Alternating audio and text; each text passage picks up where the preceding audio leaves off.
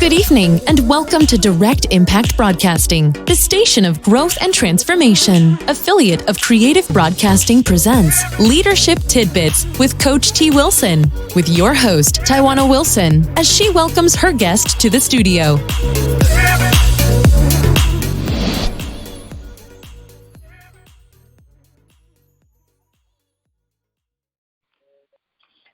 Welcome to Leadership Tidbits with Coach T. Wilson. I am your host, Tawana Wilson. A little bit about myself. I am your award-winning leadership maven, medical laboratory scientist by background, best-selling author, founder and CEO of Trendy Elite Media Group, as well as Trendy Elite Coaching and Consulting Services, executive director with the John Maxwell team, Maxwell Disc Certified Consultant, and co-owner of Direct Impact Broadcasting Network. Before we bring on my special guest, I want to share a few announcements. I am booking guests for this podcast throughout the remainder of 2020. So if you have a leadership message that you would like to share, please go on to trendyelitellc.com to submit your interest under the tab that says podcast.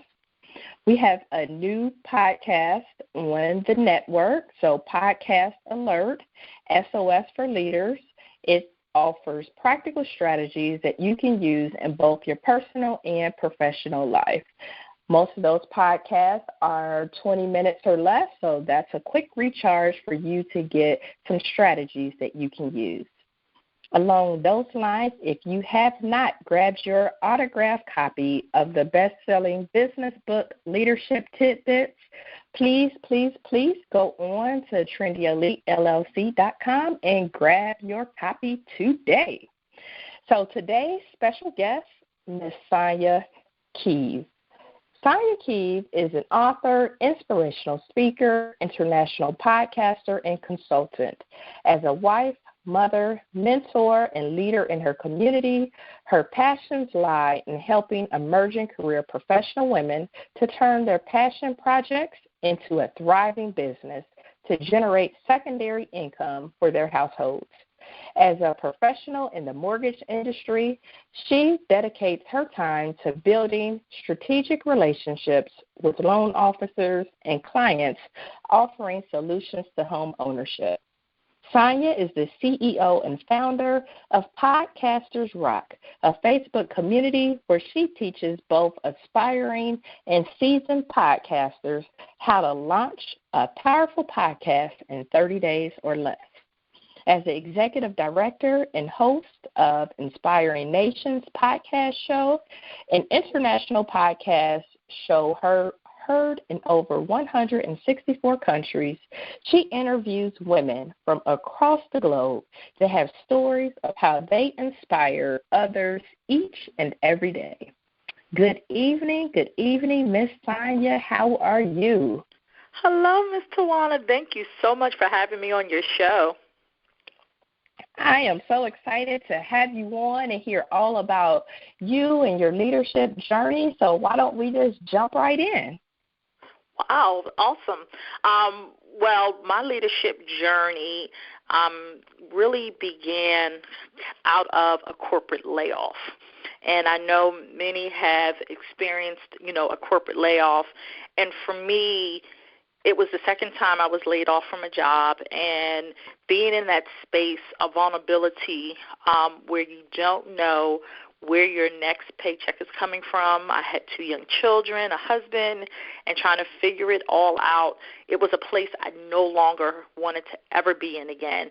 And the journey kind of had taken me to a place where, I had done everything that I could do, all that I could do, and the only thing left for me to do was pray. And I went to God and just kind of asked him, where would you have me? What is my purpose? Because everything prior to that was always tied into corporate jobs, because at that time I thought your identity was tied in your titles and to the jobs that you had. And, he'd given me a vision of walk in love. And he was telling me that I needed to be able to, just even in the midst of my own vulnerability, show another person an act of kindness. And so it led me to creating a clothing apparel called Walk in Love 2 Creations, and it was it's a T-shirt line where I had the hashtag Walk in Love out of Ephesians 5:2. And when I wore that T-shirt, it allowed me to kind of share my story, but in sharing my story, it allowed me to heal. And from that birthed my podcast show, it birthed a book, and it birthed my purpose. And I'm so grateful that the things that happened to me in my past did, because it elevated me to a place that I don't think I ever would have reached had that corporate layoff not happened. Wow, that is an awesome testimony, how you use something that could be devastating to most to really be a benefit for you and your family. Yes. So can you talk to us a little bit more about that transition of moving from that corporate space to the small business space of starting your own journey? Well, the funny thing is the entrepreneurial journey for me was interesting how it happened. I was able, one, to find another job years later, so I am full-time in the mortgage space. But what it allowed me to do was I was on Facebook, and I'm a part of several Facebook groups. And in one of the Facebook groups, they were doing what was called a social media challenge. And it was designed for aspiring entrepreneurs to kind of find a product or service, something that they've always wanted to do, and put it kind of out there in the atmosphere. But the caveat was, whatever we asked, we had to be ready to implement.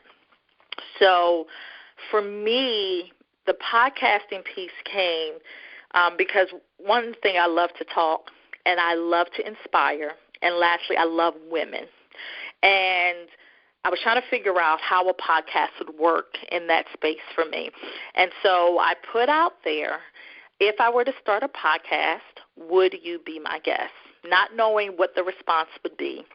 But to my delight, 50 women said yes. I didn't even have a platform. I had no equipment. I didn't even know what the show would be about. But 50 women were willing to say yes. So obviously I had to really get ready to make and implement this. And so on March the 10th of 2018, Inspiring Nations with Sonja Keeve launched. And this launched right off the heels of the anthology that I was a part of called Women Inspiring Nations, where I was one of 25 women who shared their personal stories of inspiration.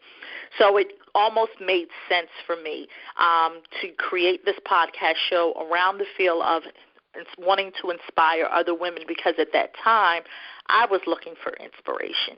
And so to know that there were 50 women who didn't even know what the show would be about were willing to be on my show. And so I launched it on my mother's birthday, March the 10th, 2018, to give her honor, because I am the woman I am today because of her. And on that day, we launched our very first episode, and 3 months into the podcast show, we were heard in our very first country. We were heard in the UK. And when I saw that, I was like, what on earth is happening? And 6 months into the podcast show, I had already sold out my entire slot for 2018 and was already booking for the following year in 2019, only 6 to 8 months into the show. And I started to see this spark that people were hungry for inspiration. There were so many women that I did not realize I was impacting, but what it also allowed me to do was to create a platform for women to be able to tell their stories. So we have had women that have shared stories of heartbreak, stories of resilience, stories of, being able to help other women find a job when they themselves were out of a job. And the stories go on, and every story that is being shared on the show has touched somebody in some way. And even gentlemen out there, I have had gentlemen reach out to me to say how inspired they are by the stories. And so that kind of birthed the show, and now we are in season 2 of the podcast, and we are already being heard in over 164 countries. So there is truly power, and through that I have truly found my purpose. Wow. I mean, that truly is inspiring nations. I'm kind of speechless on that part. It is. That's a blessing to be able to use your own story and pay your own tribute to your mom and have your own legacy inspire so many so that they can go on and create their own legacy as well. So you've opened up the doors for women all across the globe to be able to be heard and be inspired and inspire others. So congratulations to you on your success with your show and everything that you're doing with that and the book, and that's awesome. Thank you so much. So that brings me to, as we think about leaders come from all different backgrounds with different strengths and experience. What do you feel has been the most beneficial for you as a leader to be able to thrive in corporate America as well as in your business that caused you to be successful? I would say having a humble spirit. Because for me, I was coming from a place of brokenness when I had been laid off, and I had learned to value my worth, because for so long I allowed other people to determine what that worth was for me. And when I was able to get another job, and really my podcast show is really what gave me the confidence to know that I am worthy to be in the spaces and places that I'm in. It allowed me to kind of walk differently, think differently, even speak differently. And I started to act the way I was thinking. You know, to be a leader, you have to have that confidence to know that everything that's inside of you, you are equipped to do whatever it is you are called to do. And when you have that vision that God gives you, it allowed me to step into that space. And even times when I stepped in it, and in the beginning I started to kind of fall back and go, is this really supposed to be something that's happening? He whispered in my ear, said, this is your time. And so I used that and allowed it to catapult me to no longer be apologetic for my success. And I think when you step into that space and you're not apologetic for the things that you've been successful in, and then you can pass it on to other people, it kind of sparks a movement that I was able to see, because people realized I went through that same thing. So for me, that corporate layoff was the very thing that was tying me to my success, and didn't even realize it, because when it happened, you know, I was thinking to myself, well, what story would I have to tell? You know, like, I didn't come from a broken home. I had a very good childhood. So I thought that the people that only had stories that were people who were broken, and that was far from the truth. And it was my husband who told me, you need to share your story, because when I got laid off, just to kind of backtrack, the day before I got laid off, I had just received a 5-year token of appreciation from the company I was working with. And so when I was being called in the next day thinking I was getting a promotion only to get a pink slip, I carried that paperweight with me, and my husband said, this is your anchor. This is what's going to strengthen you and encourage and inspire other women to not give up. So it was my corporate layoff that helped me develop the leadership skills so that I could pass it on and inspire others to keep moving forward in spite of the setbacks, because those setbacks are the very things that are going to become your comeback and move you and catapult you into places and spaces you deserve to be in. And when that happened, I was able to hold my head up high, and I never looked back. Wow. It just reminds you that you never know. I mean, to walk in one day and celebrating you've been here 5 years, and 5 years is a big deal in today's workplace. To only have that kind of taken away from you the very next day is powerful, that you've been able to use that to catapult you to the next level. Yes, ma'am. So that's awesome. As women who inspire other women, our young people, and the next generation of leaders, they often hear about our success, our being on a job for 5 years, our getting promoted, us receiving awards, and et cetera.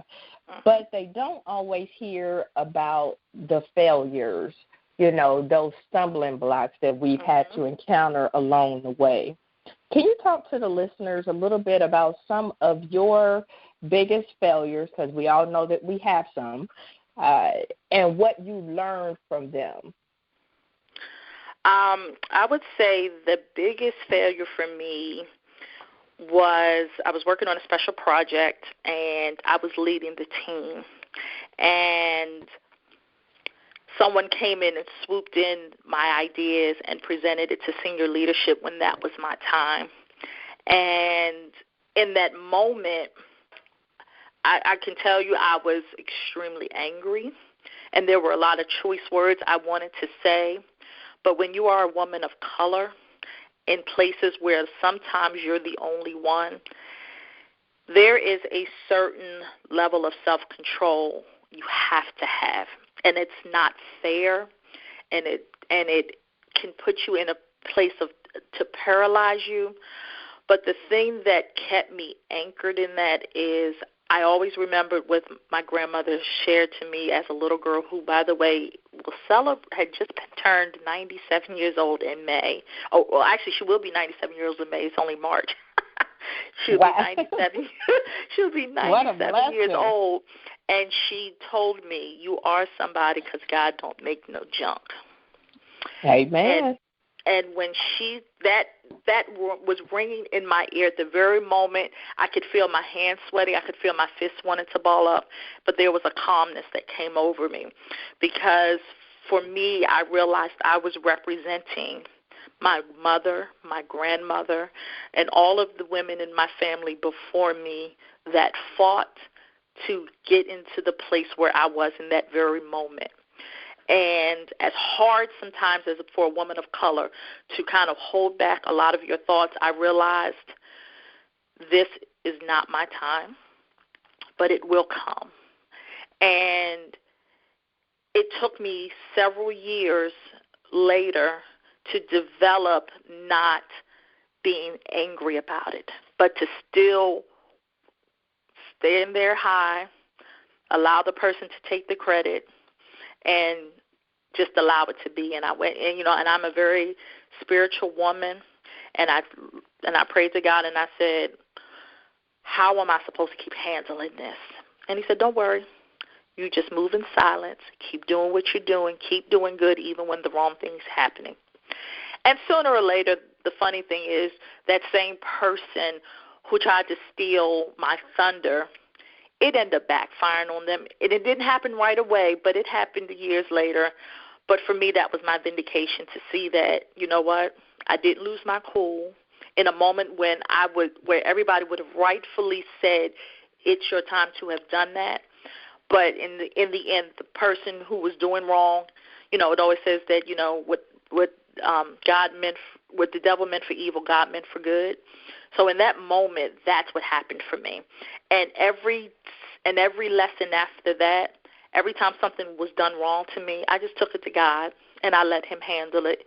And for those who are not spiritual and don't have that strong foundation, the best thing that you can do is truly allow yourself not to operate in lose self-control, because you never want to make a permanent decision in a temporary circumstances, because every bad thing that happens, you're either going to learn from it, or grow from it, or you're going to let it paralyze you. So the question you have to ask yourself in that moment, am I going to allow it to move me to better, or am I going to allow me to stay in this misery? But be very clear that if you're looking to elevate to the next level, real leaders keep going even when it's hard. Yes, absolutely. And there will be many hard days as we are facing this pandemic that we are facing now. There are a lot of hard days for leaders, especially those who are on the front line. So I love that you have to keep moving forward. You have to find what anchors you. You have to keep going. I love that. Thank you so much for that. As an entrepreneur, you learn to have tough skin, because as we know, you hear a lot of yeses, but you also hear a lot of no's. And right now in today's society or today's current market, you're probably hearing a lot of no's with everything being closed. So what kind of mindset have you had to develop in your business and starting your business and keeping it going, especially when times get difficult like now? Anytime you start a business, you always have to start from a place of what's your why. Because your why is the very thing that's going to anchor and focus you when tough times come. And you have to believe in what you're offering to your customers and clients, even when people are saying no. And sometimes you've heard the saying that no doesn't mean no, it just means I need more information. And sometimes you have to make that shift in being able to provide and be able to know that what you have is filling a need. Because I think sometimes when we get into business, we're creating a product or a service because it's something we want. You've got to be careful about that, because you may be creating something or offering something that the world really doesn't need. So you have to figure out, well, what is it that I have that can fill the need for someone else? Because when you can fill that need, then that's when the sales will come. That's when the customers will come. And then also, if you're finding you're being stagnant in your business, you've got to find creative ways to get those customers and clients. So, sometimes it may require offering a freebie item that can entice them to, come and check out what you have. Sometimes it may involve having a conversation, but whatever it is, you have to figure out what's best for you, what's happening in your business. For me, with the podcast show, when I launched it in 2018, I was just launching it at the particular time to give a space of inspiration, because on social media around that time there was so much negative press about the world. There was things going on, with the president and the administration, and it was just such an ugly time. And I just got tired of seeing the negative messages. So that's why I created the Walk in Love apparel, and that's why I created the podcast show. But then after about a year in, and hearing the stories and hearing the feedback of how people are really being inspired by it, I wanted to do more. And I decided at that time that, you know what, I taught myself how to launch my own podcast show. Why not figure out a way to offer a course where I can teach other women to do exactly what I did, teach them the exact steps, so that they too could have their own podcast show. Because for some women, if you're not really sure, like, well, what could I do? What could I offer? A podcast show gives a woman an opportunity to have your own platform. And when I was able to do that, I realized I had a very viable product that could help other women get into the space of entrepreneurship. And so now my goal is to teach over 100,000 women how to launch, develop their own podcast shows in 30 days or less.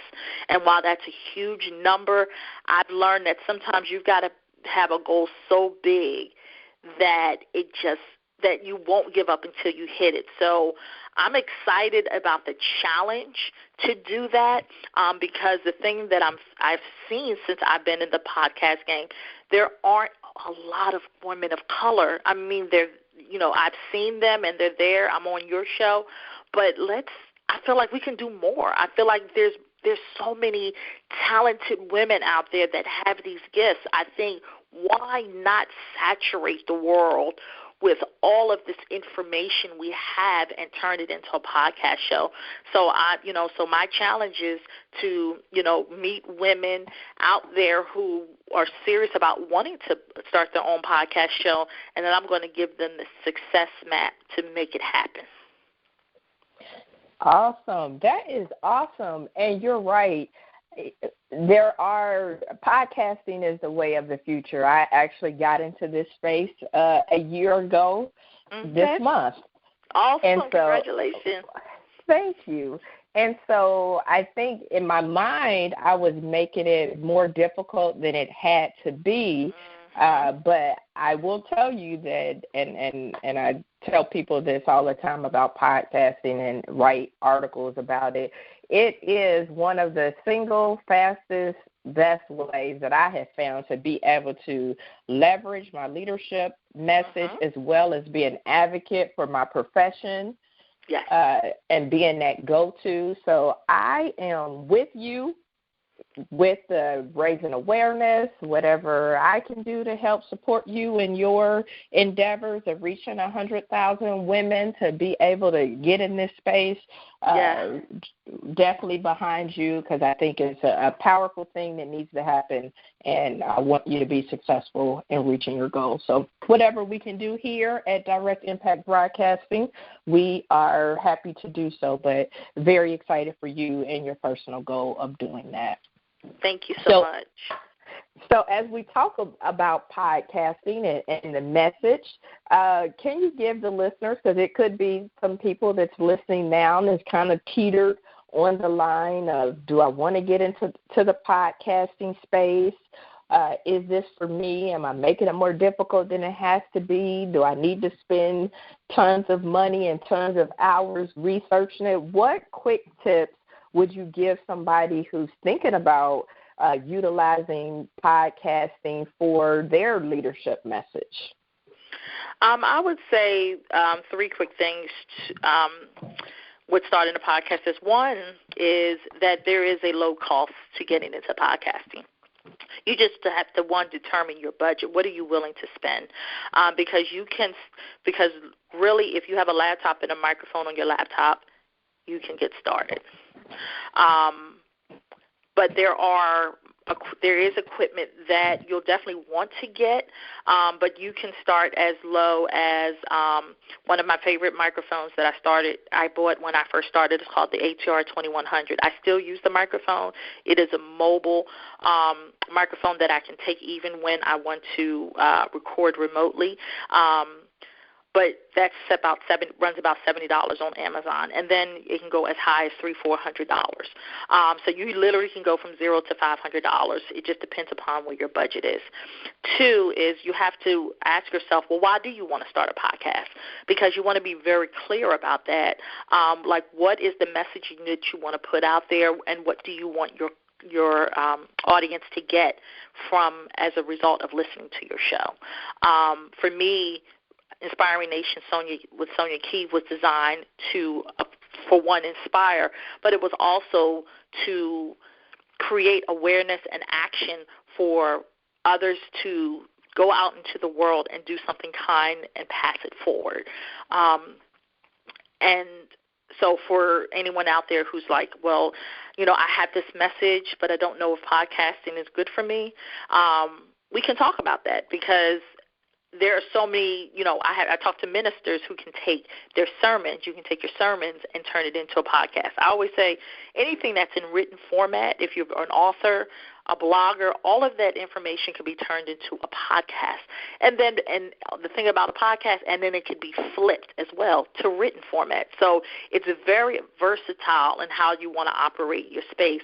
And then 3, you want to make sure that you have fun. I mean, because I always say, it is work to putting it together. Like I do my own show. From the graphics to the intros to the editing, I'm a one-woman show. But there are people out there that have engineers that help them. If you have a team that helps you, it's even easier. But I just think you just have to start from a place of why do you want to start a podcast. As far as cost, there can be a low cost, and then you can add to it as you become more experienced and you're doing more shows and more episodes. And then I think once you have a message that really resonates with your community, I mean, I would challenge someone to do exactly what I did. Put a question out there on social media to your network. Ask them, if I were to start a podcast, would you be my guest?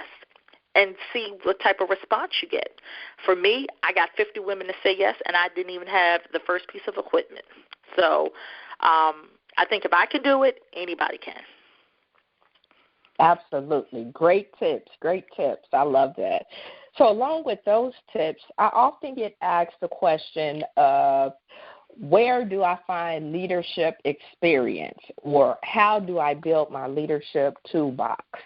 So what advice would you give an emerging leader who might be looking for ways they can build their leadership experience or reinvent themselves? What advice would you give them if they say, well, maybe podcasting isn't the way for me right now, but how can I build up some additional leadership skills that I could use in corporate America or in a small business? I would say find a mentor. Find somebody that you admire, especially if it's an industry that you want to get in or are already in, and maybe you want to work up the corporate ladder. I would say get a mentor and then a sponsor. And the difference between the two is that mentor is somebody that's going to kind of, be that coach for you, will guide you and give you, kind of tips and offer advice, to help you along your leadership journey. Your sponsor, on the other hand, is somebody who's in a leadership capacity already and has influence and can introduce you to that other person in that next level that you're trying to get. Like they introduce you on their behalf to the next person. So for me, in the corporate space, I found both, and especially if you are say you're an individual contributor on your job, your direct manager can act as a mentor and a sponsor, and you want to develop that relationship, because I think the thing is people say, okay, let me find a mentor, but you've got to develop a relationship with people. So, one of the things that I did, I remember I had been at a couple of networking events, and there was a senior VP that I truly admired. And one day I asked if I could get onto her calendar because I wanted, to kind of ask her a couple of personal questions. And she was gracious enough to open up her calendar, and I was just bold enough to, say, how much I admired her and how long I had been working at the company. And I asked her, would she be my mentor? And she said yes, to my surprise. And so I learned, being under her leadership, how to become a better leader. And she gave me great advice from how I should dress, how people perceive you. And one of the things that she told me was she had encouraged me to join Toastmasters. And Toastmasters is an international club that teaches others how to speak well in public settings. And she's told me that, in order to get into that C-suite, you have to have the ability to speak well. And I know when you hear that, you're like, of course I know how to speak well. But there is an art to it, and I didn't realize how much of an art to it is until I started attending Toastmasters. But what it did for me was it gave me the confidence to be able to not only speak well, but speak to the things that I wanted to happen. Because there's a confidence you have to have when you are speaking to upper management, especially when you're wanting to elevate your game in the corporate space. And for the entrepreneur, same thing. Find someone that you admire, that could be your mentor. I mean, you want to make sure that you find somebody that's at least 3 levels above where you're trying to go. You don't want to get somebody who's on the same level as you because you're not going to grow. You want to reach out to someone that is many levels above you or many years of experience in business, so that you can learn from them, and then be able to take what they teach you and be able to apply it to your own life. That's great advice. Great advice.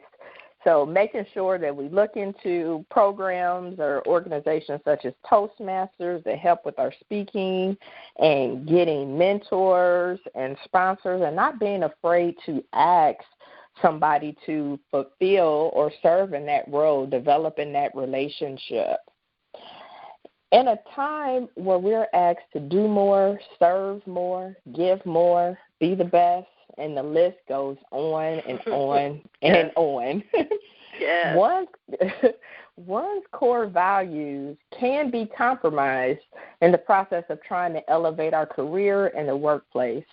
What advice would you give to our women listeners who might be struggling a bit with that balance of career and trying to maintain that work-life balance or that harmony within themselves? I would say that, we always talk about that work-life balance.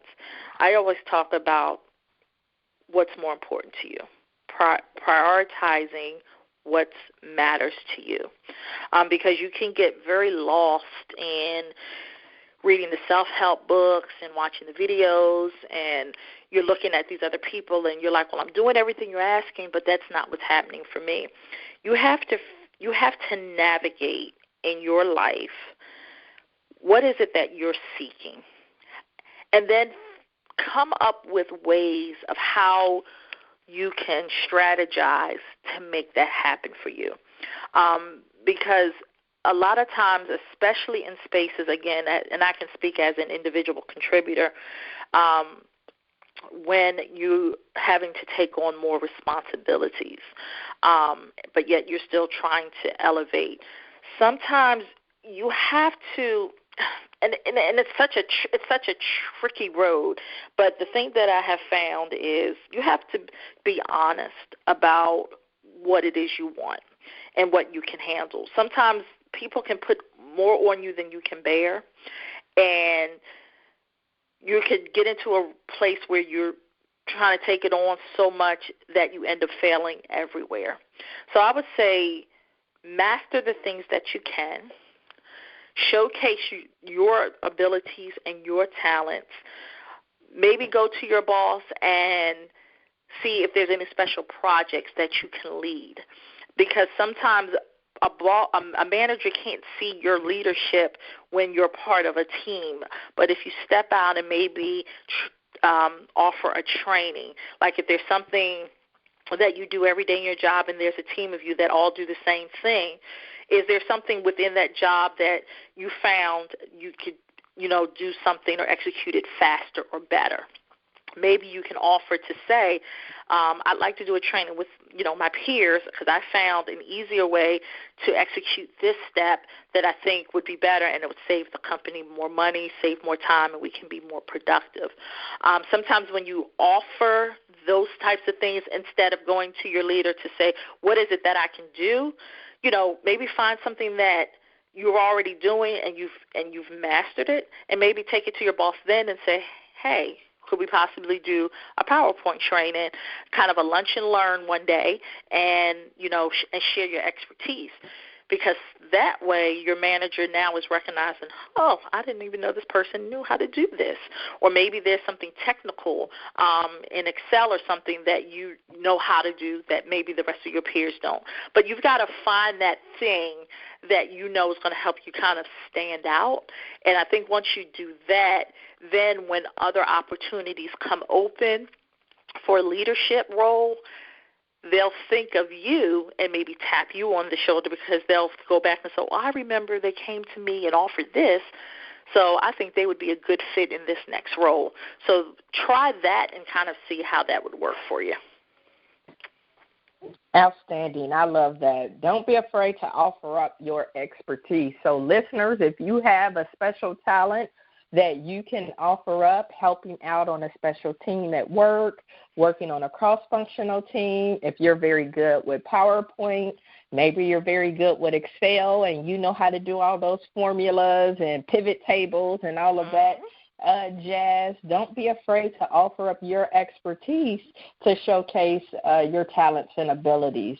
It's very much needed and really required, because as leaders, as managers, we oftentimes don't know everything that you know how to do.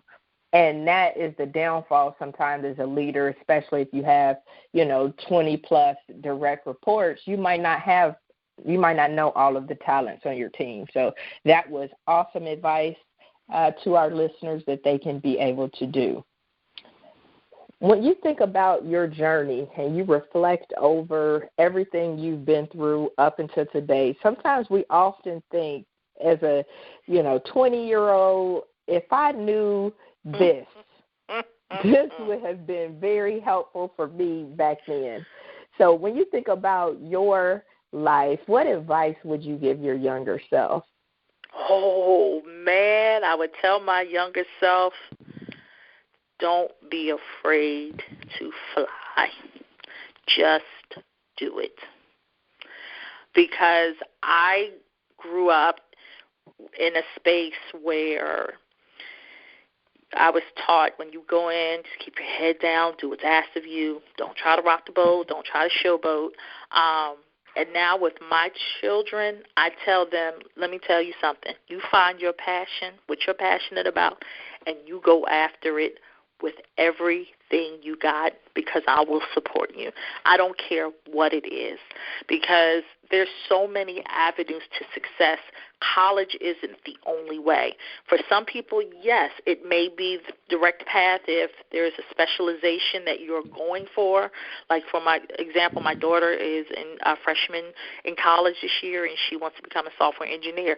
So we have been steering her in that place for college, where my son, who's still in high school, we're like, you know what, college isn't really for you. We think maybe military or maybe even a trade school. But we tell them, just because you go an avenue outside of college doesn't mean that you can't be successful. Because the thing that now, and I teach them both, find something that you own and go out and make it for yourself. I want to encourage them to be entrepreneurs, because even though my daughter may study to become a software engineer, you may experience a corporate layoff one day. Do you have something that you can fall back on? And that's what I teach them, and that was something for me. If I could go back to that 19-year-old, I would tell, it's like, don't do this. Is this something you're really passionate about, or are you doing it because you're safe? Because the people, the most successful people in the world that I admire, all say that they did something that they were really passionate about that made them happy. Because at the end of the day, are you going to give it your all on a job you absolutely hate? No. But if you could find something else that really just you can't wait to get up in the morning about. For me, that's my podcast show. And even though I have a corporate job, what gets me excited is being able to do my podcast show.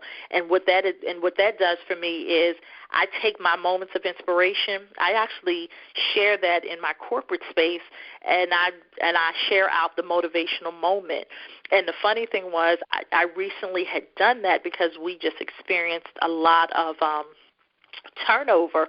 So going back to your point of getting more responsibilities and stuff being added onto you, I needed to find something that was going to center me. Inspiration is my thing. And so I would every morning, I put out the motivational thought for today. And whether that's just a single post or word or phrase, it's something that's going to inspire. And the funny thing was, I did it for about a week. And then the next week, I didn't do it. And I actually had my coworkers come to me and say, hey, where's our motivational moment for the day? I was like, uh-oh. I was just doing it to try to get us, going. So they look for it now. So now I get excited every morning to say, okay, let me find a motivational moment for today. And these are people I didn't even think paid attention or cared about stuff like that. But what it's allowed me to do is take what I love to do, which is inspire other women, and now I get to do it as part of my corporate job as well. So that's kind of like a win-win for me. So I would say for my younger self, absolutely do not be afraid to try everything and anything, but definitely go for the thing you're most passionate about and do that with all your heart. That's good. Isn't that funny how you can start something and then when you don't do it, people will will tell you, like, where is it? Where's my motivational moment? I missed it. When you could be thinking that nobody's even listening or reading this stuff, so why am I doing it? Yep. So that's another leadership tidbit right there within itself. Somebody is always listening, always looking, and always watching, even if they don't say anything. Yes, always. So, Miss Sonja, what's next for you? Well, what's next for me is I am actually in the process of starting my own book. And it will be a book, why podcasting is important for women of color. And so I'm actually starting the first draft of that book because I want to keep adding to the pieces of podcasting and really inspiring over 100,000 women to get into podcasting because I definitely want to encourage not only women but little girls. Because I can totally see little girls, in their room with their microphone, sharing their stories. Because I think, if we teach them young, they'll learn for a lifetime. So I'm definitely trying to work on that book. We are in season 2 of Inspiring Nations with Sonja Keeve. There is talk of starting a totally separate podcast. I was telling my husband about it. It's going to be called Purses in a Podcast, and it's going to be focused kind of around all things women. I don't have all of it, but the theme around it is because I love designer purses, and and I told my husband about it jokingly. He said, "No, I like that. You need to do that." No, I'm serious, babe. You need to do that. I said, okay, well, give me a moment. I literally it popped in my head. So he's like, no, you definitely need to do it to have another segment of a show. So so that is definitely burning in the works, and I'm continuing to speak on stages where I can kind of share my story. Because of this lovely coronavirus, I'm actually doing a lot of things virtually and speaking in different venues.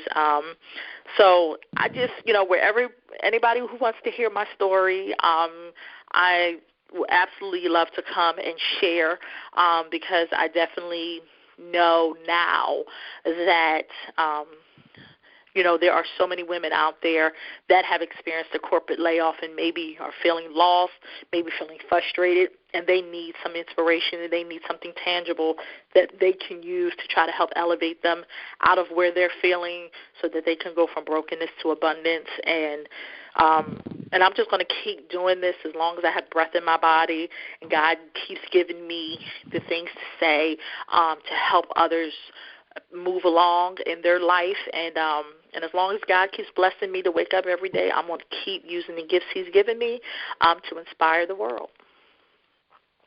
That is awesome. Amen to that. Amen to answering the call and answering the challenge to be used to keep moving forward in your purpose and inspiring many, many, many women, the next generation of leaders, people of color, and really anybody who comes into contact with you.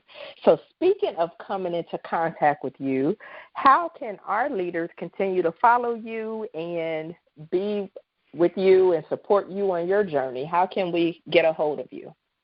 Yes, I have very easy touch points. You can reach me on Facebook at Sonja Keeve, on Instagram at Sonja Keeve, on Twitter. It's actually my name backwards, so Keeve Sonja. You can find me on LinkedIn. My website is sonjakeeve.com, and my podcast show is there on all the major platforms. And if you'd like to be a guest on the show, I would love to have you on Inspiring Nations with Sonja Keeve podcast show. So just look up my name, and you will find me there. Awesome. Well, our time tonight has come to a close, but thank you so much, Ms. Sonja Keeve, for taking time out of your busy schedule to give me the opportunity to interview you. Thank you so much for having me. It was indeed my honor. It was definitely an honor to talk to you. I always learn something new when I bring on guests and talk to you all and hear your story. So it was definitely an honor, and many blessings and continued success to you on your journey. Thank you so much. Thank you, listening audience, for tuning in to tonight's show with our special guest, Sonja Keeve, where she talks to us about having a humble spirit, knowing our worth, and we need to have the confidence to know that we have the skills and ability to do what we are called to do. You have to have a certain level of self-control, especially as leaders being in various environments, and find something that will anchor you. What is that thing that will anchor you to keep moving forward, keep moving towards your purpose? If you are like Ms. Sonja, maybe podcasting is that platform that will allow you to get out your leadership message. It allows you to get your message out, and it's very versatile. There's a low cost of entry. You just need to determine your why. Why should people listen? Why do they want to listen to your message? Have fun with it. As you are continuing your leadership journey, make sure that you get a mentor and sponsors. Find somebody that you admire. Find somebody who's 3 levels above you, somebody that you can learn from. Don't be afraid to ask for mentorship, to ask for people to be your mentor. You have to be honest in your skills and abilities as you are getting out here, leading in the corporate environment, your careers. Don't be afraid to showcase your abilities or talents or offer your expertise.